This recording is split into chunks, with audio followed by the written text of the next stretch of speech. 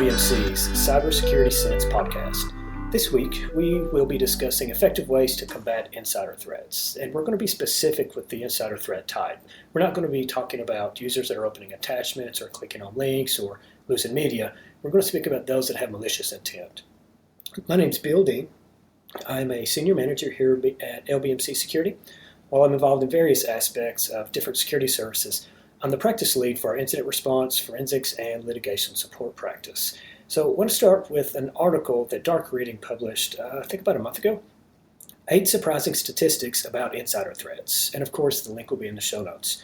So even though insider threats events are typically much more frequent than external attacks, they usually pose a much higher security risk for an organization when they do happen, and we'll kind of talk about that. Some other things that the article states, insiders need access to sensitive intellectual property and trade secret information to do their jobs. That's what makes detecting an insider so difficult sometimes. So as a result, when they break policy accidentally or choose to steal, their actions stand to do a tremendous amount of damage to a business. Some interesting stats. 69% of enterprise security executives reported experiencing an attempted theft or corruption of data by insiders during the last 12 months. More than 2/3 fell into this category. 62% of business users report they have access to company data that they probably should not see. 43% of businesses need a month or longer to detect employees accessing files or emails they're not authorized to see. Nearly 1/3 of all the organizations that were surveyed still have no capability to prevent, deter an insider event or an attack.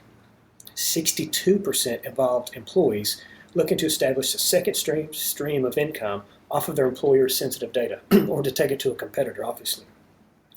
29% stole information on the way out of the door for future endeavors, and even 10% were saboteurs. They just wanted to do damage.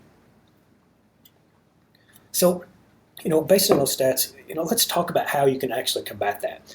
And so I'm going to base a lot of this on a Misty.com blog post that I put out a couple of years ago before I'd spoken at InfoSec World on insider threats.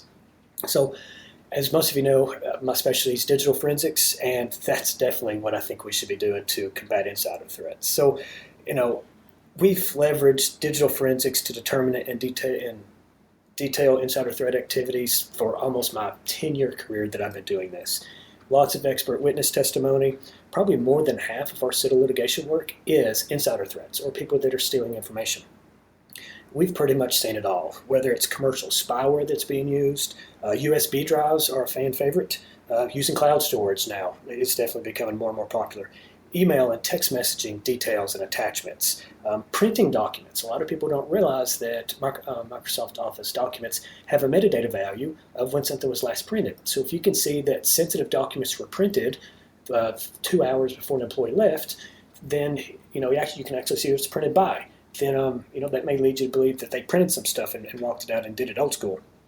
Lots of financial fraud.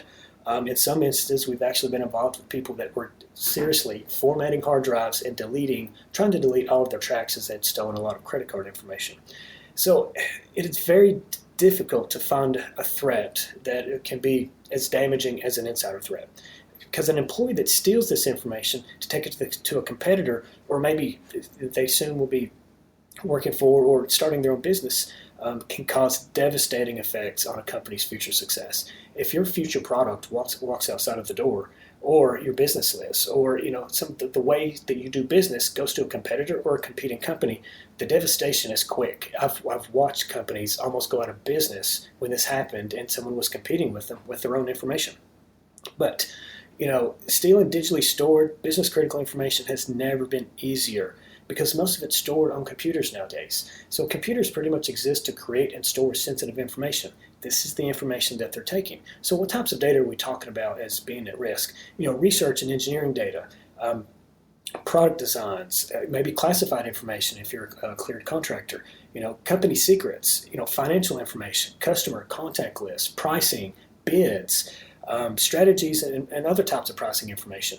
Pretty much what makes a company successful is created and stored digitally, which makes it extremely portable because now it's stored on the computers. But even though the computers have made the theft of the information easier, A lot of people don't realize that there's a digital trail that provides the ability for us forensics investigators to more easily determine and improve the theft. Computers are very meticulous about detailing everything that's going on at a particular point in time. There are instances I can almost see what they're looking at through the Windows Explorer dialog. You can definitely see everything that they're doing because computers are very meticulous about keeping that information.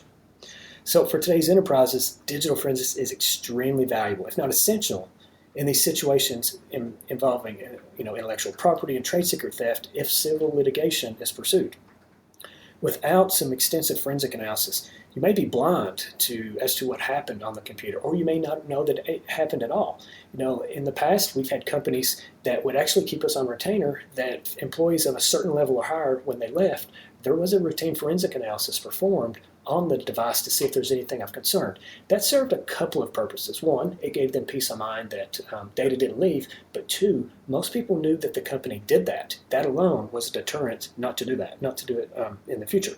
That all started because they had a high-level employee that did leave and that did take a lot of very sensitive information that they didn't know about it until maybe a year later. We were still able to gather a lot of the details, but a lot of the damage had already been done.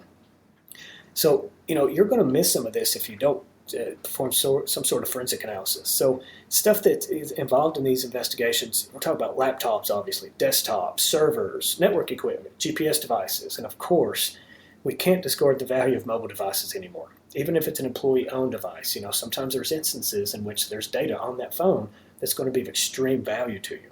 So a couple of takeaways. One, limit the access to sensitive information to a need-to-know basis. If they don't need access to it, don't allow that. We realize that the incident information that you're trying to protect and keep from getting stolen has to be given to someone. That's how they do their job, but not everyone needs to have access to that. Just understand the value of digital forensics and when you can leverage it to your advantage. I would like to caution about using internal resources to do this.